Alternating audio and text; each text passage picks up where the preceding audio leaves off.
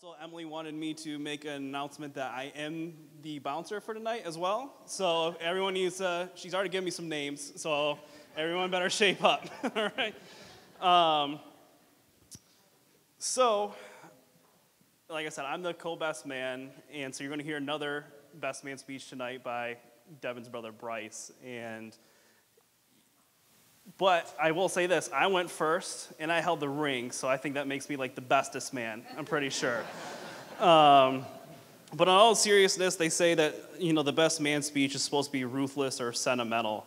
So when I started developing this speech, when I was asked by Devin, I'm like, this is going to be ruthless. It's going to be, it's going to deep, dark secrets. It's going to be, I'm going to make the joke of, the best man speech is only supposed to last as long as the groom does in bed, and then say, like, good night, everybody. And then I got this great idea. I was going to do, like, crowd work and stuff like that, and it didn't ever really come to fruition.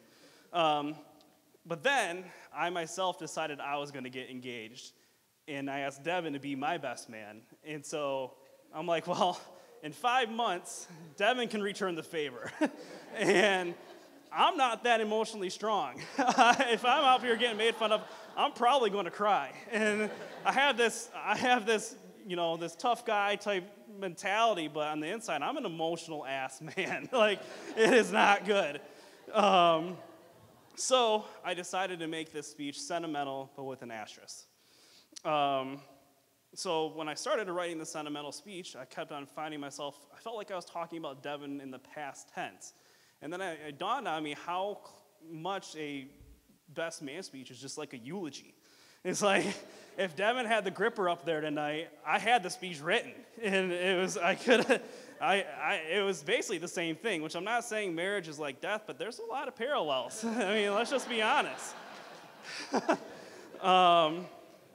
But I remember the first time I heard about Emily. Devin and I's dream was to go see Keith Urban together. And we were just terrible with the ladies. It was terrible. Like, we just were never, like, the suave guys. And so we decided, yeah. So we decided we were just going to be two dudes out in the town seeing Keith Urban together. And we decided, we were like, you know what, these seats are in the upper deck, they're cheap, and we're like, let's just go get these, are right center stage. And what we didn't know was no one in the whole upper deck stands for concerts, except me and Devin.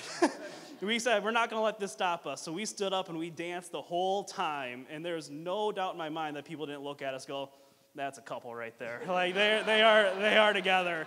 Which probably wasn't the first time people thought that, let's just be honest. We did everything together. But throughout that night, I kept noticing that Devin was texting someone the entire time. And I'm like, finally asked him, like, who are you texting? And he said, Emily. And I'm like, oh, how do you know her? She's like, oh, she's my chemistry teacher. And I go, my first question is that legal? How is that possible? And he goes, I don't know, but it's fun. And so I asked a little bit more context, and I was like, well, how did this come to fruition? And he goes, well, I needed some extra credit one day, and I'm not going to bore you with the details, but he got that extra credit, baby. Like, he got that extra credit. And so, but Devin and Emily shortly became, dating after that. And, Devin, I consider my best friend, but I had to find out on Facebook like everyone else, and I felt kind of like a chump for that. And I did not handle it well. I was like, I'm only going to see him on holidays now. It's like we're going to get a phone call once in a while. And so I did what any jealous person would do. I contacted Western Michigan's University's Code of Ethics. And I was like, is it legal for a teacher to date a student? And they said it's just merely frowned upon. So I'm kidding, Emily. I did not do that. But I do remember the first time I met Emily. Devin brought her over to my aunt's house for Thanksgiving. And during that entire time, Devin just could not stop smiling and laughing. And just the way he looked at her was just like nothing I've ever seen, other than when he would look at me a lot of times. So, and ever since then, Emily's just been in our lives. And I could not be happier for you two. Devin, you're getting an incredible woman, Emily. She's beautiful, she's kind, and she's the perfect woman for you.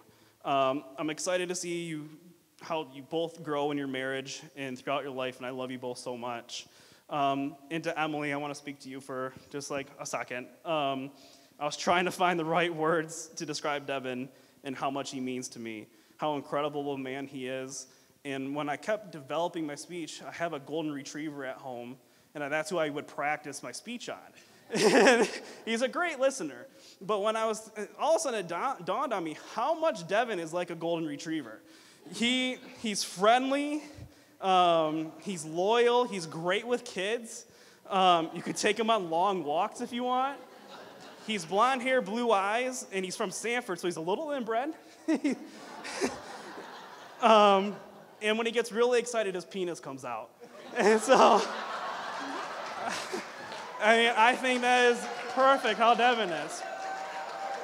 But he's a good boy. He's a good boy. He's a good boy. But in reality, Devin, you're my best friend. You've been there for me in some of the best times and some of the worst times. You've been a listening ear, provided me with incredible life advice. Oh, here we go. All right. And always made time for us to continue our friendship.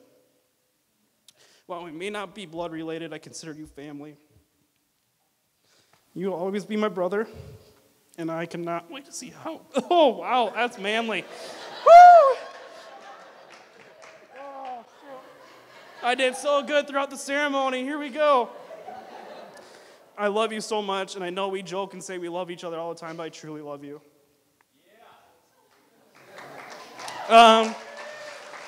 And just know if you ever need anything, I'm always going to be there for you.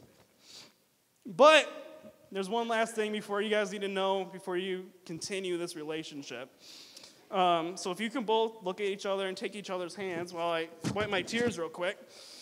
I want you to look deep in each other's eyes. And, some of you may know, my mother will tell everyone that I'm a police officer. And as a cop, you start noticing trends in crime. And, and I know Emily is a doctor, so she relies on a lot of statistics and stuff like that. So I just need you guys to know that from my personal experience and from the FBI national statistics, that the person that you just are looking at and holding hands right now and, just said these incredible vows to is the person that's most likely to murder you. So I just need you guys to know it's true, all right? Yeah. So let's all raise a glass to Devin and Emily. Yeah. May your marriage be wonderful, and may your ups and downs only happen between the sheets. Cheers.